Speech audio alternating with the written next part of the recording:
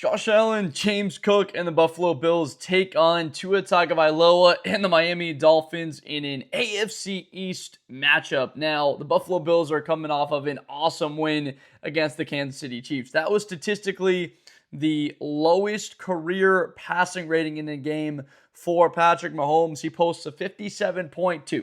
He goes 15 of 34 passing on the day. No touchdowns in interception. Almost more impressively, though, for me, was the way that they made him uncomfortable in the pocket. They sacked him 3 times. Mahomes wasn't really effective as a scrambler. Only 1 carry for 5 yards. He'd been really relying on that throughout the season, and that wasn't the case here. They hit him often. There was one hit in particular by the sideline where he got walloped, and then Buffalo, on the flip side of that, they ran the football very well. 141 yards. James Cook has been one of the best backs in football. Now, against the Miami Dolphins, this is a matchup where we saw on Thursday Night Football about a month ago, Buffalo came into that game as a heavy favorite.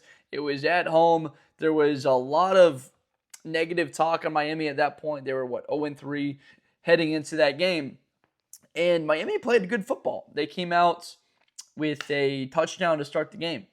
And Buffalo had a nice response, and we found ourselves in a relatively close game in the fourth quarter. Is certainly watchable football. What can Miami do? Right, that's the ultimate question here to challenge the Bills and make this a 4-quarter game. And the best answer I can come up to that question is going to be the run game. Devon Achane, he needs to have a good day on the ground. I like Achane getting somewhere between 22 to 26 touches in this one. Such an effective pass catcher out of the backfield. For the Buffalo Bills, they showed against the Kansas City Chiefs an ability to stop the run. They only gave up 79 rushing yards. There were the 2 rushing touchdowns. Rashee Rice got that carry into the end zone. Then Kareem Hunt got in there. But overall, the run game wasn't gashing them. Patrick Mahomes, really the biggest plays, the way they moved down the field, were on like a 4th and 17. There was a 3rd and 15, I believe they converted, and 3rd and 9, 3rd and 10. A lot of the time, the Bills were winning on 1st and 2nd down, which is one of the keys against a quarterback like Patrick Mahomes. And if you're the Miami Dolphins, it's not a spot that you want to be in facing 3rd and long against any defense. In particular, one in Buffalo with a pass rusher like Joey Bosa playing some of truly the best football of his career. I believe that having Jordan Poyer back into the mix for this Buffalo Bills team, obviously a former All-Pro for Buffalo, he was not with the team. Then he comes back this year. They get some injuries, so having him there in the back end does help. Obviously, a guy very familiar with the Sean McDermott defensive scheme.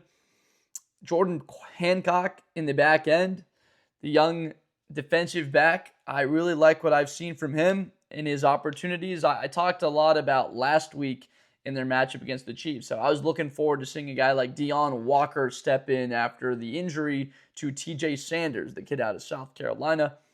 And there's a little bit there to go with now. And this is a player that's got a lot of size. He moves a lot better than just about any human that's pushing 340 pounds, 6'6". He's a monster. He was at Kentucky. But Maxwell Hairston, this kid had a heck of a performance. He is exactly what the Bills were looking for when they took him with that 1st round pick. Running with Rashee Rice, running with Xavier Worthy, with Hollywood Brown, guys that have true elite speed. Now, Jalen Waddle, he's dealt with, he hasn't been fully healthy here, so the status of him playing in this game, not fully certain as of right now. I'm recording this video on Tuesday night. I don't think Miami can keep up with the scoring. This is not the same Miami offense that you've seen, specifically on defense. Of course, they've struggled. They're 21st in the league in sacks. You only have 1 interception on the season, and they've given the football away with Tua's turnovers. They're -8 in turnover differential. That's been a major part of their lack of success this season as a football program. Whereas you look at the Bills, well, they're They're a team that's 8th in the league in sacks. They've got 25 sacks on the season. That's pretty good. They lead the NFL in yards a game, 385. That's a lot to do with them being the number one rushing offense. James Cook being right there at the top. Time of possession, 33 minutes a game, 33 and a half minutes a game. That's first in the NFL to Miami's 28. And they're also the third scoring offense in the league, Buffalo is, with 29 points a game to Miami's 20. So that leaves me to sort of predict this game. I think the Bills win this game by 2 scores. Now, I would argue that Buffalo is healthy. Buffalo, they had Tyreek Hill, Miami did, when this matchup came around earlier in the season before he went down. I think it was in Monday night against the Jets. This is not a Dolphins team that I think will be able to stick around for a long time in this one. Hard Rock Stadium might not exactly be on fire for this one. It's unfortunate they've seen a team like Miami Hurricanes also fall off the last couple of weeks with 2 losses, one to Louisville and then SMU. But the Bills, I think they go into Hard Rock Stadium and they're able to pull off a win on the road against a Dolphins team. You just question how much fight they have with their head coach, Mike McDaniel, how much they're willing to go into the deep end if the Bills do drag them there. What does that look like, dragging them into the deep end? It's Josh Allen with 7 or 8 carries running the football and testing whether guys want to stay in his way.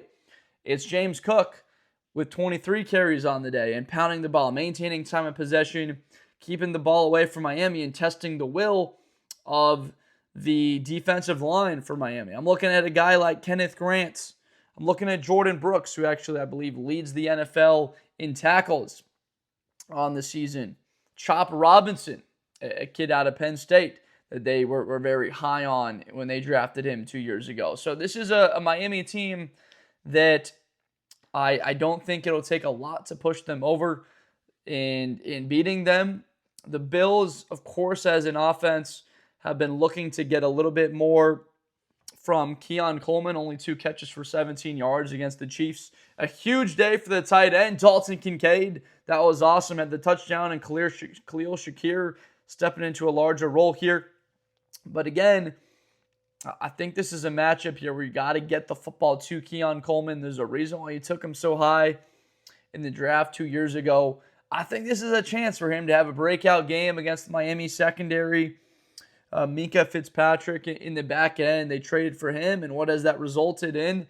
You feel for a guy like that from Pittsburgh, a sort of perennial team that's competing to get into the postseason, always with a winning record, and then a squad in Miami that just hasn't had a whole lot of bark. So I'm going to keep with the prediction here of the Bills with a 31-16 win.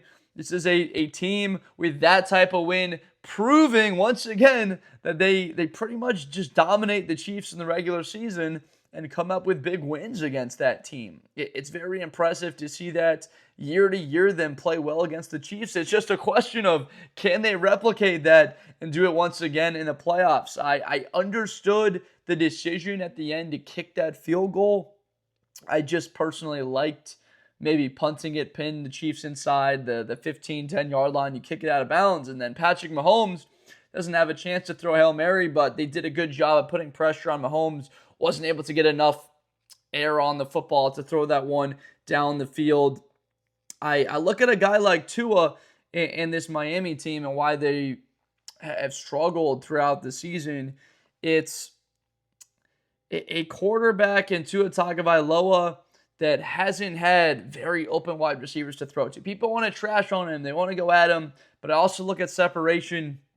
I look at the effort level, and I look at guys blocking for their teammates, guys that are getting open, and a unit that has not been cohesive on the season. So I frankly don't have a lot of faith here for Miami to win this game after they got blown out 28-6 by the Ravens on Thursday Night Football last week. So I'm going to go Bills 31-16. I'm curious what you have to say about the prediction. Let me know down below in the comments whether you agree, disagree, think Miami can play better than what I'm letting on here. I appreciate you guys so much. Thank you for watching this Blitz with Blender video. Again, I'm Josh Blender. We break down and preview predict these NFL as well as college football matchups. It's November now. These matchups starting to have some sizzle. This may not be a competitive game potentially here, but of course, AFC East, you never know between a couple of divisional rivals. Obviously, the Bills trying to keep that pace there in the AFC and be a team that competes for the number 1 seed down the stretch and trying to even keep pace with the New England Patriots to win this division. So this is a big game in that sense because it might come down to a tiebreaker if they can beat New England at the end of the year. What is that record in the division as well as the conference record when you look at the tiebreaker? So I appreciate you so much for watching, and I will see you guys next time.